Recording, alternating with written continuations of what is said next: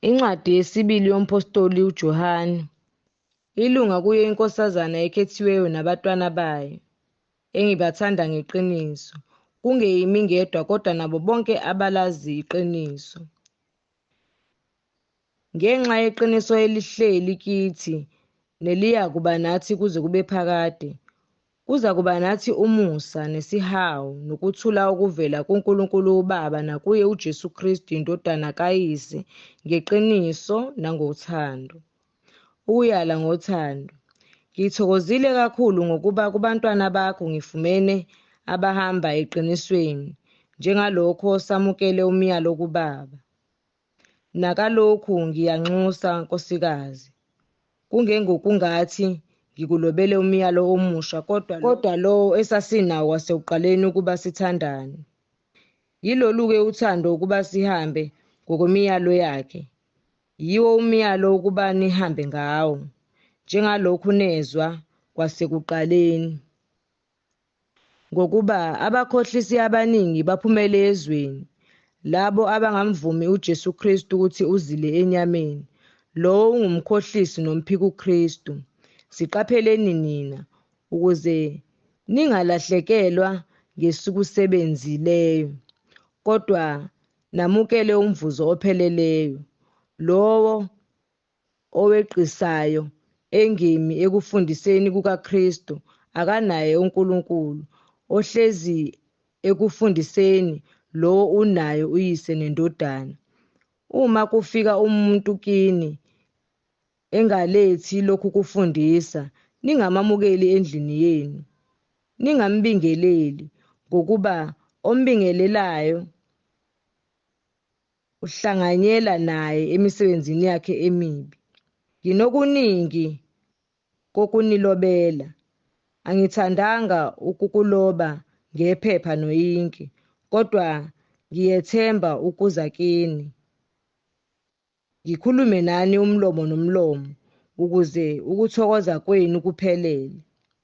Abantwana bakadadewenu okhethiweyo bayakhonza kuwe. Incwadi yesithathu yompostoli uJohane, isibingelelo. Ilunga kuye uGayo othandekayo engimthanda ngeqiniso. Sithandwa. Kunalokho konke ngikufisela ukuba ube nenhlanhla nokuphila njengokuba umphefumulo wakho unenhlanhla.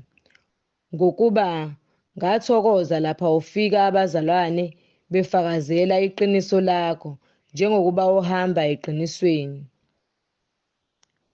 Ukungenisa abazalwane. Anginayo intokozo enkulu kunaleyo yokuba ngizwe ukuthi abantwana bami bahamba eqinisweni. Sithandwa. Wenza okuthembekileyo ngalokho okwenzele abazalwane nokuba bengebafu, abafakazele uthando lwakho phambi kwebandla. Uzakwenza kahle uma ubaphelezela ngokufanele uNkulunkulu, ngokuba ngenxa yegama baphuma bengathathi lutho kwabezizwe.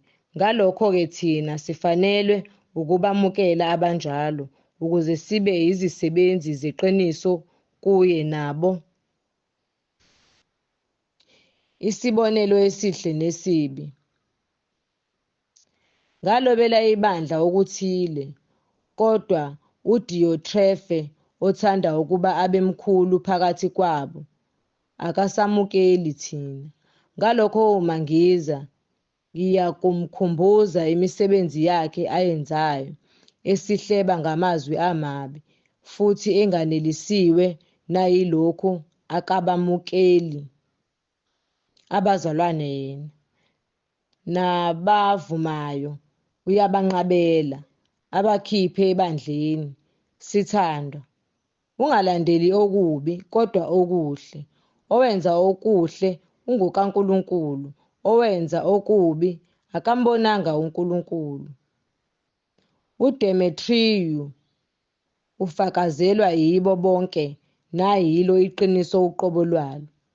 Nathi-ke siyafakaza ngaye, wazi nawe ukuthi ukufakaza kwethu kuqinisile. Isigcino.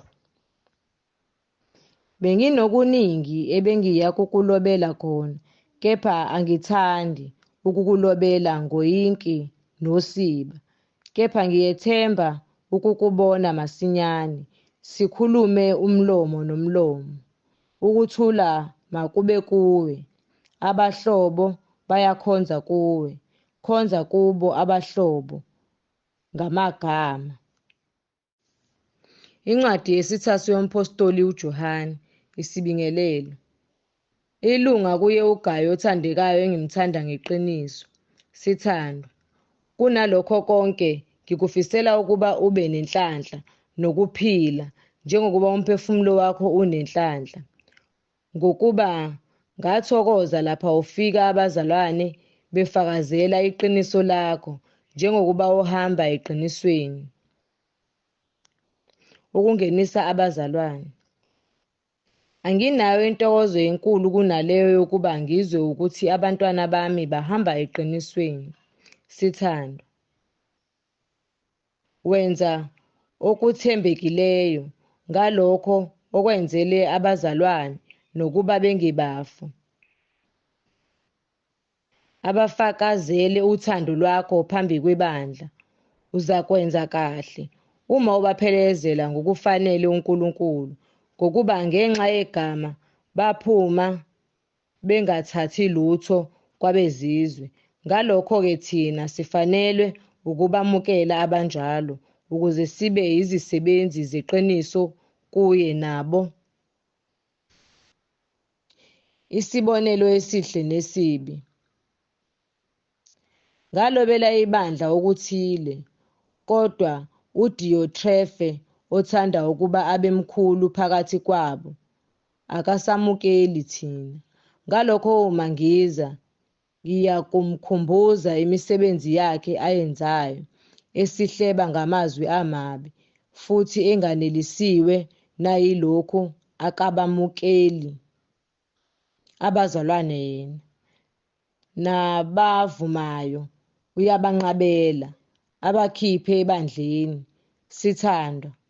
Ungalandeli okubi, kodwa okuhle. Owenza okuhle ungokaNkulunkulu. Owenza okubi akambonanga uNkulunkulu. uDemetriyu ufakazelwa yibo bonke, nayilo iqiniso uqobo lwalo. Nathi-ke siyafakaza ngaye. Wazi nawe ukuthi ukufakaza kwethu kuqinisile. Isigcino. Benginokuningi ebengiya kukulobela khona, kepha angithandi ukukulobela ngoyinki nosiba.